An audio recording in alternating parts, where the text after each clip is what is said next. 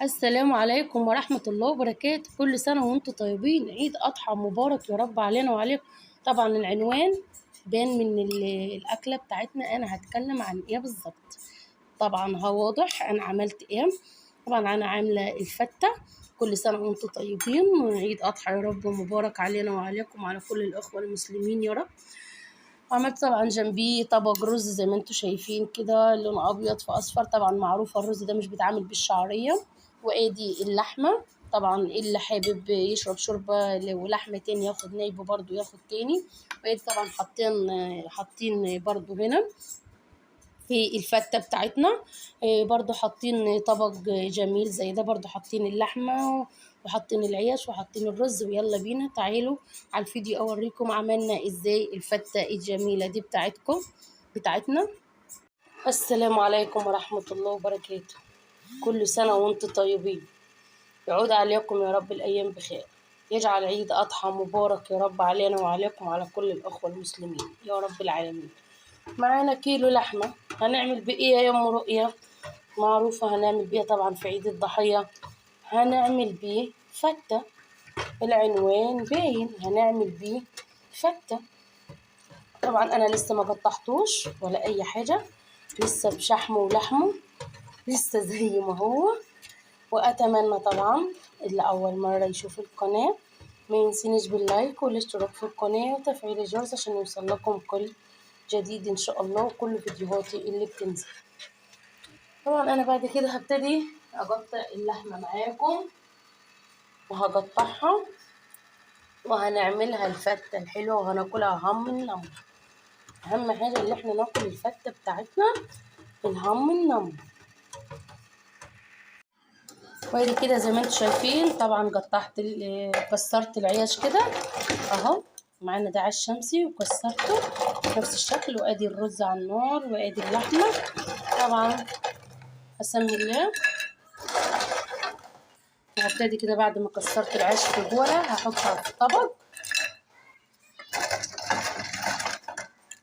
وهبتدي طبعا هحط الرز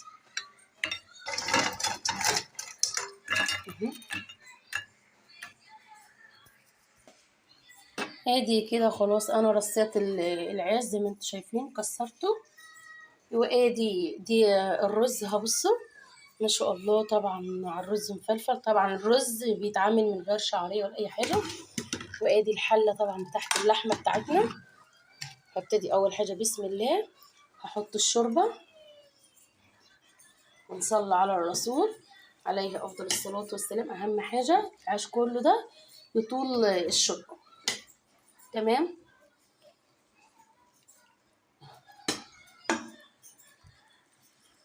كده. بعد كده هبتدي احط الرز. الفتة بتاعتنا متبقاش فتة من غير الرز نهائي، لازم عندنا احنا الرز. بعد كده هبتدي احط اللحمة بسم الله. طبعا اللحمة طابت وبقت جميلة.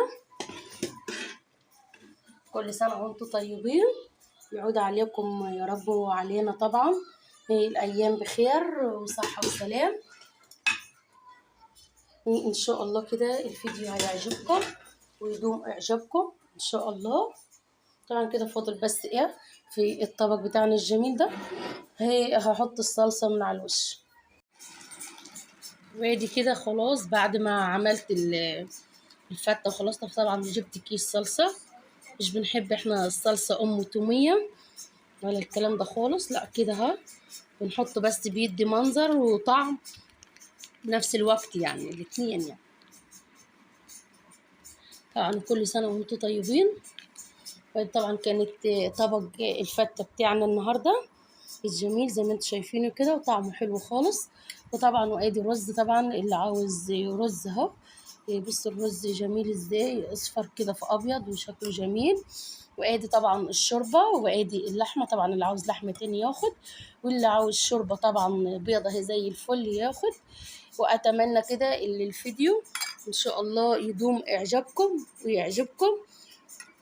وكل سنة وانتم طيبين. قلت طبعا كان مرة 10. كل سنة وانتم طيبين، عيد أضحى يا رب مبارك علينا وعليكم يا رب. والسلام عليكم ورحمة الله وبركاته.